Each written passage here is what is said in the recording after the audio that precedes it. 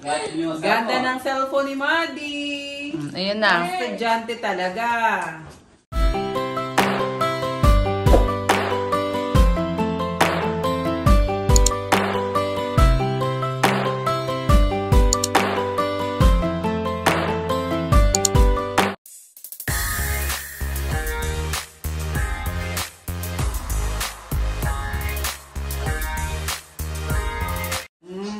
Madi, dalawa na cellphone mo. Oh, diba? Ikaw nga, ako nga isa lang cellphone ko, ikaw dalawa. Wow. Oh. Ganda yan, pinili ko pa yung paborito niyang kulay, oh. Kakulay ng ano Backpack ng mo. backpack niya na madumi. Pero palitan natin yung backpack mo kasi dumi-dumi. Diba? Uso kaya to noon. Uso kaya to kasi ang liit. Paliitan sila ng cellphone noon eh. Tingin nga. Anong unit yan? Nokia. Madali lang yan, Madi. Madali lang yan aralin. Parang Hi, Daniel. Hi. Anong tawag dito? May ano siya dyan eh. 8210. Yeah. Maganda yun. Ako nga, nung kolehiyo ako, wala akong cellphone. Ayan, charge natin to para lagyan natin ng... Oh, mayroon ka ng pantawag? Lolo, dala kita ng unli call and text. Ilang naman ang kailangan mo eh. Iba, paano naman yan ang tawag? Pag ano eh. Hindi, di ba, na. Kasi pag sa bahay, ano lang, 30 minutes lang ang cellphone niya. Pag weekdays. Kahit yung Magpapagawa ako kay Teacher Betty ng mga homework mo. Pandag. Oh, diba? Bongga kaday! Opo. Ganda nga eh. Cute pa kaya? Saan ka? Ganito ang estudyante dapat. Tama. Tama. Sabi ni Daddy Shit, tama. Oh.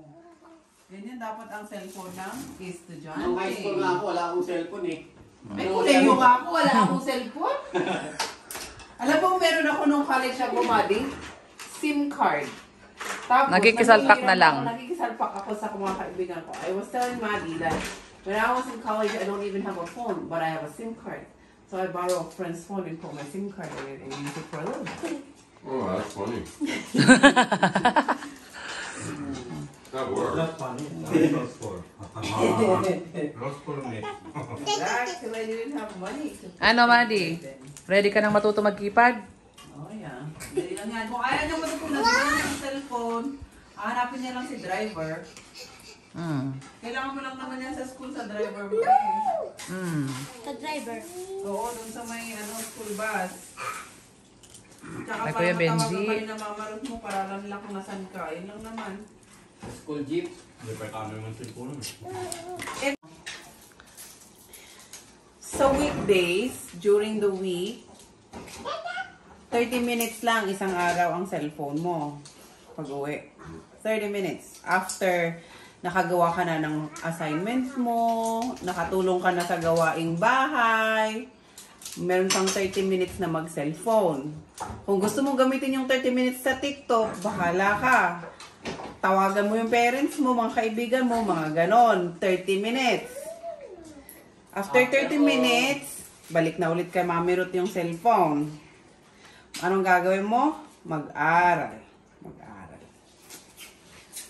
Kasi, alam mo, Madi, kaya kita inisponsoran kasi gusto mo makapag-aral. Sabi mo nun, gusto mo maging lawyer. Front, Ay mo, mini, hindi ba lang? mini. I'm talking seriously. I'm having a heart-to-heart talk with Madi. And I'm saying in French. Tapos, gusto mo mag-abogado. Ay, di ka makakapag-abogado niyan. Pag ganyan ang ano mo. Kung lagi kang naka-cellphone, ay kulang tayo sa, hindi tayo nagkakaintindihan sa Tagalog at saka English. Hindi ka magiging abogado niyan. Baka hindi ka pa makagraduate ng high school. So, ayan. Remedyohan natin yung problema sa cellphone na yan. Ano? Tapos, pag Sabado naman, isang oras. Isang oras sa Sabado ang cellphone. Isang oras din sa Linggo. Sa simbahan, walang nagsi-cellphone. Kasi Tagalog naman sa simbahan eh. Makinig ka sa pastor sa simbahan kasi Tagalog naman sila. Ha? Okay, well, you, yeah, it's there. O si araw-araw meron kang 30 minutes, Lunes hanggang Friday.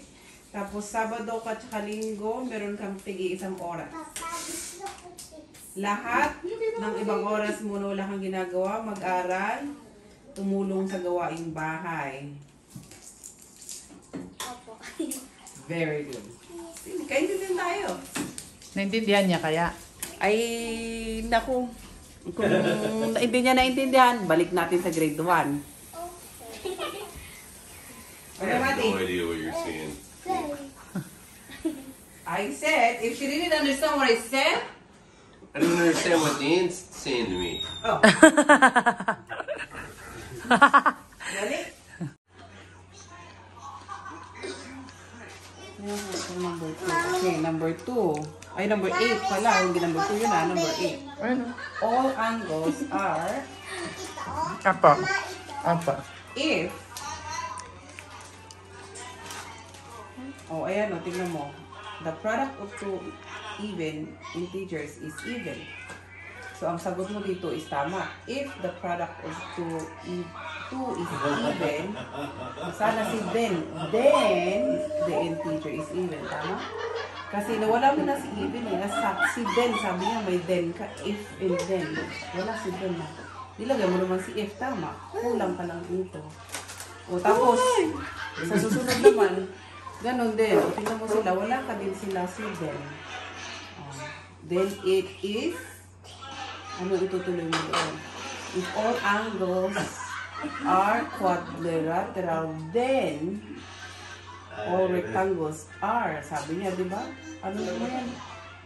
All rectangles are equiangular.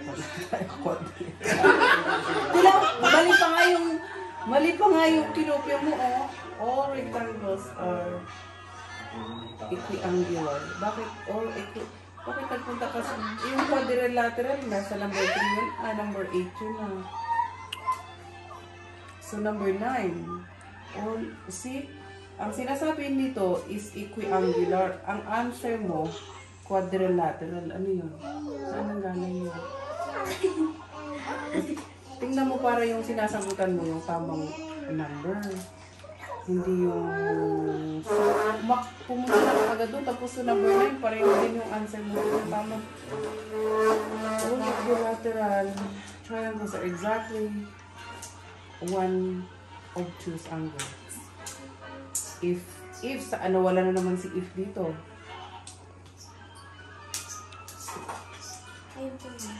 Saan? Number 9. Ito. So, the triangle is exactly.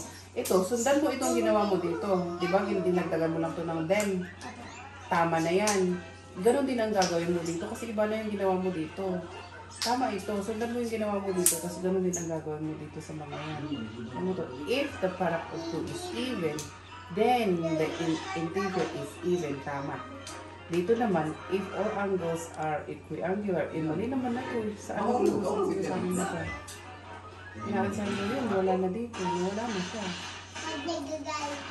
Sundan mo lang yung ginawa mo sa number 1. Tama na yun. Tama yun sa pagkakas. If the product of two is even, sabi niya, ngayon, ang next na susunod is then, di ba? Tama? Ang next na susunod yun is then. So, ang isa susunod mo is then the integer is even. Kasi ang sagot mo, dapat meron siyang f at saka then. Okay? Umpisa mo sa number 1, di sa number 7.